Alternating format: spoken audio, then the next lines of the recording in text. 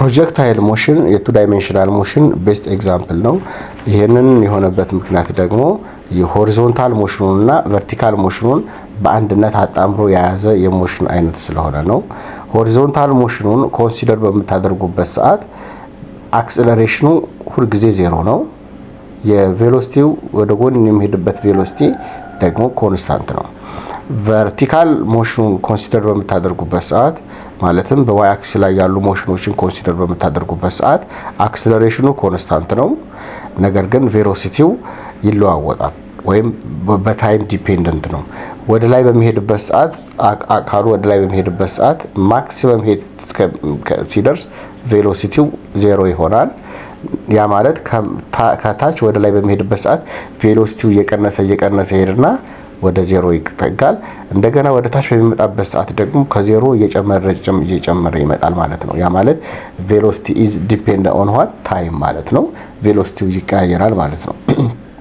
ሌላው የፕሮጀክታይል ሞሽንን ኮንሲደር በምታደርጉበት ሰዓት ማስተዋል ያለባቸው ዲፈረንት ተርሚኖሎጂዎች አሉ።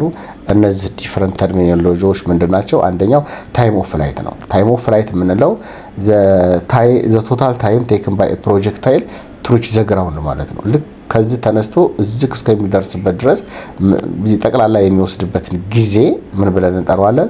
ታይም ኦፍ ፍላይት ብለን እንጠራውና የምንፈልግበት ቀመርም በዚህ ቀመር መሰረት እንሰራለን ማለት ነው። ሁለተኛው ቨርቲካል ዲስታንሱን ነው። ማክሲመም ሄት ይባላል። ማክሲመም ሄት የምንለው ከዚህ ከግራውንዱ እዚች ፖይንት ላይ when it reach at the maximum height the velocity becomes zero ብያለሁ። እዚህ ጋር ቬሎሲቲዋ ዜሮ የምትሆንበት ፖይንት አለች። እንደገና ግራውንዱ አለ። ከዚህ ከግራውንዱ እስከዚች ፖይንት ድረስ ያለው ርቀት ምን ብለን እንጠራዋለን? ማክሲመም ሄት ብለን እንጠራዋለን። which means that the vertical distance to reach the highest point ማለት ነው። የመጨረሻው ሬንጅ ነው። ሬንጅ ደግሞ ምንለው ይሄን ነው። ይሄ አግድም ርቀቱ ነው። ቨርቲካል ዲስታንስ ያለው ቀደም ማክሲመም ሄት ነው። አሁን ደግሞ ሆሪዞንታል ዲስታንስ ነው። ሆሪዞንታል ዲስታንስ ትራቭልድ ባይ ዋት ኤ ፕሮጀክታይል ደግሞ ምን ብለን እንጠራዋለን?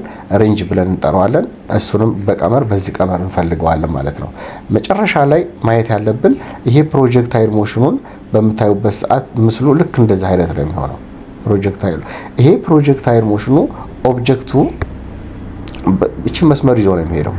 ይሄ ፕሮጀክታይሉ ወይም ኦብጀክቱ ተከትሎት የሚጓዘው መስመር ምን ተብሎ ይጠራል? ትራጀክተሪ ተብሎ ይጠራል። ትራጀክተሪ ኢዝ nothing but is what the path followed by what a projectile ይሄ ነው። ሌላው at any point let's say እዚች ፖይንት ላይ ብታዩ እዚህ ጋር የዋይ ቫልዩ አለው፣ እዚህ ደግሞ የኤክስ ቫልዩ አለው። ይሄንን የኤክስ እና የዋይ ቫልዩን የዋይ ቫልዩን ሪሌት የሚያደርግልን ኢኩዌሽን አለ። ያ ኢኩዌሽን ደግሞ እንጠራው ኢኩዌሽን ኦፍ ትራጀክተሪ ተብሎ ይጠራል። ቀመሩም ይሄ ነው ማለት ነው። በዛ አግባብ በደንብ እንደተረዳችሁ ተስፋ አደርጋለሁኝ።